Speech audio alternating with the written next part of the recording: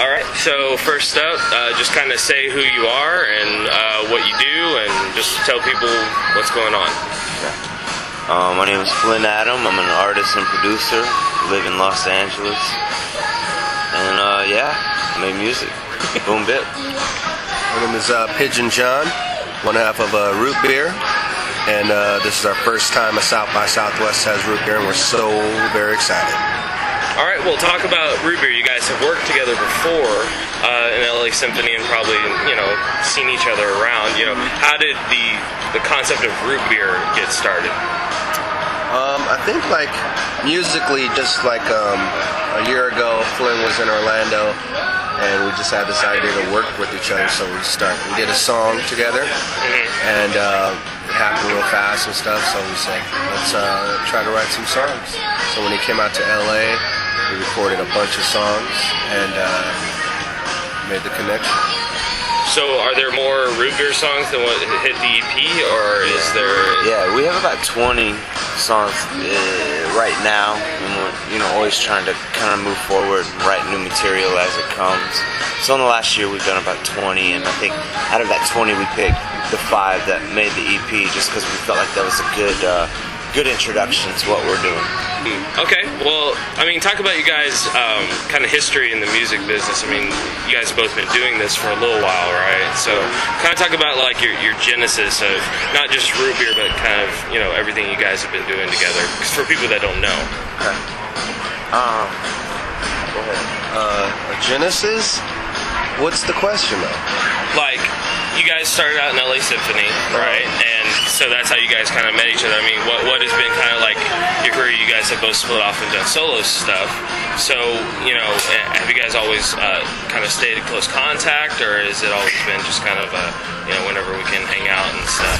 Well, I think, I guess the genesis in the late 90s, we formed LA Symphony. And then we did several records together, and then we started doing our solo works and group works and stuff.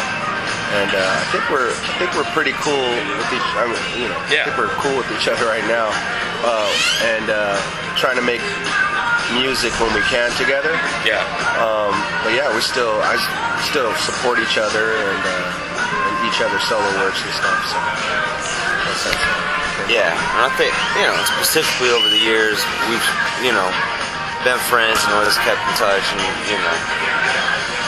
yeah, I think it's kind of LA Symphony as it started out. It was a group of friends that kind of were like mind, like vision, and just enjoyed making music, and I think through that, kind of catapulted into so many different things, so now everyone's kind of branched out doing their own thing, and then, Coconuno are pretty active on their own too, right? Yeah, Coconuno, and then Joey the Jerk's got his project called Joey's Dream, and then Poems is doing his solo stuff, keeping busy. So we've all been, doing our own thing simultaneously with, whenever we get a chance to do LA Symphony stuff or whatever. So will this be, will Rootbeer kind of be your focus for the next year or so? Are you guys doing this for a little bit and then maybe going back to doing your own solo stuff, or is this kind of the outlook at the moment? Probably take it project by project. Right now with this EP that just came out, Pink Limousine, we just wanted to tour together and get the word out and stuff. And Flynn's EP drops in May, and then, right?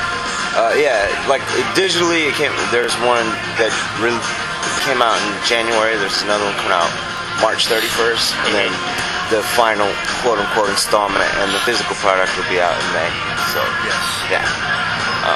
But to kind of answer along with John, we are definitely both still doing our solo stuff, and kind of congruent with that, we're doing the Rootbeer stuff, and I think we're kind of trying to, for lack of a better word, there's a synergy there where if John's album's coming out, pushing that, and doing Rootbeer stuff, my stuff, vice versa.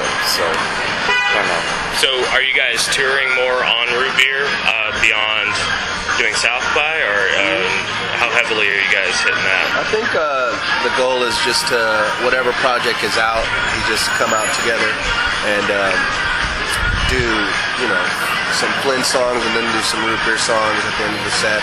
or vice versa, some PJ stuff. Just like, basically going in the same direction, so just supporting each other. So, talk about like the spirituality in your music. You guys are both known for your faith and stuff like that. Although your music is not always necessarily overtly gospel, like let's say the Cross Movement or Ambassador stuff. What is it? What's the balance there? Do you approach songs just from wanting to write just cool songs, or do you sometimes consciously go, I need to say something about my faith? Good question. I think it's kind of like if you're hanging out with your friend, a lot of times you're not always talking about spiritual things. You're going to talk about, hey man, I like your shoes. Yeah. Hey man, have you been to that new restaurant? It's dope. And I think that's kind of the way we approach music. And you know what I mean? Like, to me, that's kind of the way, like, it just comes about. Like, certain songs will come just on spur of the moment feeling, or that's just was a topic we were talking about, ha ha ha. You know what I mean? And even with their own individual stuff, I think sometimes you make a conscious decision, but a lot of times I think, for me, I'm just inspired by the moment. Like if I make a track, I let that kind of evoke the emotion or the purpose behind it. Sometimes it'll be just talking about whatever, or other times I might feel more gut-wrenching, like, oh, I gotta get this off my chest. But you know what I mean? So I think that's kind of the way when you say we approach it. Yeah, we approach it like that, and I think we approach it like the way, we like Jesus. Yeah. Like Jesus is a wild person. And like when there was multiple times where he healed a lot of people, and the first thing he says was, do not tell anyone. Just keep them out. This is between me and you. Mm-hmm. And I think that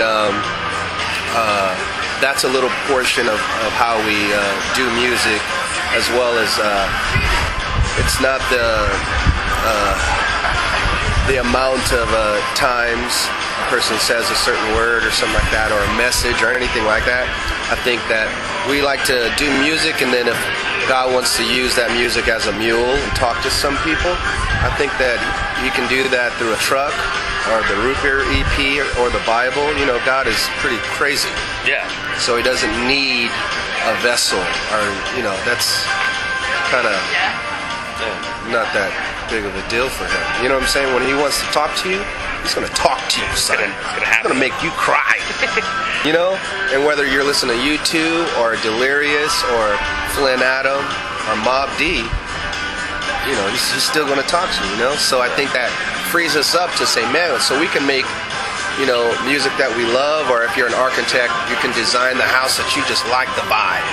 I think that's what God wants us to do, whether that's in film or magazines or just that dream as a kid. That's the vision, that's the message, is doing what you love. And I think that God can use that if he wants to, Yeah. Have you guys experienced criticism on either side, both in the Christian music industry or even on the secular side, for maybe not being spiritual enough, or on the other side, knowing that you guys are believers? Have you guys run into anything that's been kind of consistently frustrating? I think more so on the Christian side, we have definitely had to.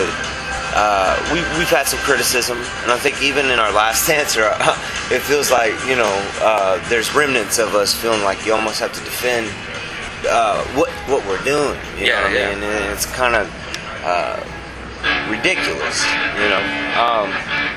So I think we've definitely had some criticism from the Christian market. I think regular market, I don't necessarily know.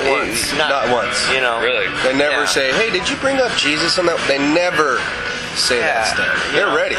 They're more ready than the others. Lost. Yeah.